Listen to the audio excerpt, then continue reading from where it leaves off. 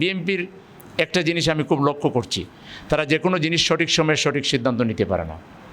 Caretaker সরকারের বিল যখন জামাত এনেছিল, তারা বলেছিল পাগল আর শিশু ছাড়া নিরপেক্ষ কোনো লোক পৃথিবীতে নাই, কেয়ারটেকার মানা যাবে না।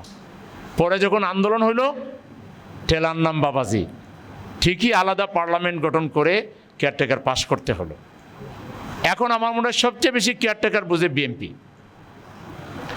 আমরা হাসিনা বিদায় নেওয়ার পরে বলেছিলাম হাসিনার রেখে যাওয়া চুপ্পু সাহেবকে সরাই দেন, যেভাবে হোক এটা ফর্মুলা কোড দিবে, বলবে যে এই ফর্মুলায় আপনারা প্রেসিডেন্ট বানান, প্রেসিডেন্টটা আমরা বানাই ফেলতাম। বলছে না, সংবিধান। মানে হাসিনা যেভাবে সংবিধানের তাবিজ বানাইয়া সকাল দুপুর রাত 10 বার 20 বার পানি খাইতো, আমাদের বর্তমান ক্ষমতাসীনরাও সংবিধানের তাবিজ এমনভাবে, তাবিজ বুঝেন তো, গ্রামগঞ্জে আছে মানুষের কিছু রোগ বালাই মানে আছে যেগুলো তাবিজ দিলে যায়। আর এই আগের ফেসিবাদীরাও এটা করেছে এই ব্যবহার, এখন এরাও এই সংবিধানকে তাবিজ বানাইয়া সকাল বিকাল দুপুর শুধু পানি পান করতেছে, নতুন নতুন ব্যাখ্যা সংবিধানের। তা আমরা বলবো এগুলো ছাড়েন, সংবিধানের ব্যাখ্যা সংবিধানেই আছে। সবচেয়ে বড় সংবিধান পিপল উইল, আর্টিকেল 7(2)তে পরিষ্কার বলা আছে জনগণের ম্যান্ডেট রায় হচ্ছে চূড়ান্ত সংবিধান, এর উপরে কোনো সংবিধান নাই। তো জনগণ হা ভোট দিয়ে সংবিধান সংস্কার করতে বলেছে, এখন ব্যাগকে দিয়ে নতুন কিছু দাঁড় করাইলে ওইটা জনগণের কাছে আপনার গ্রহণযোগ্য হবে না।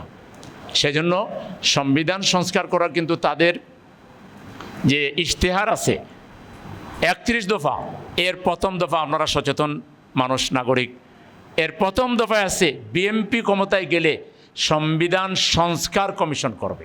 সেদিন সংশোধন শব্দ ভুলে গেছিলেন, সেখানে তো সংশোধন ছিল না, সংস্কারই ছিল।